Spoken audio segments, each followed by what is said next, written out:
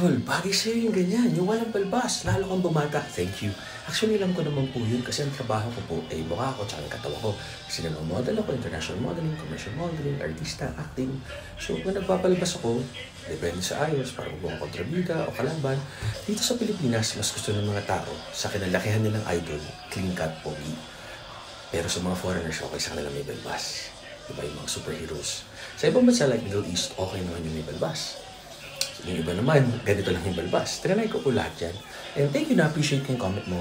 Mga positive comment, mga negative comment. Alam ko naman ako yun. Ang ano lang, nakakatawa lang is parang pinapalabas sila na tumunda ako or naghihirap or may pinagdadaanan just because in-enjoy ko yung natural facial features ko.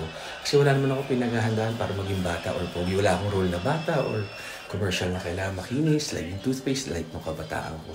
So, thank you so much sa mga comments nyo. Tama kayo, mali ako, Dr. Do what works for you. Importante, happy na, healthy pa.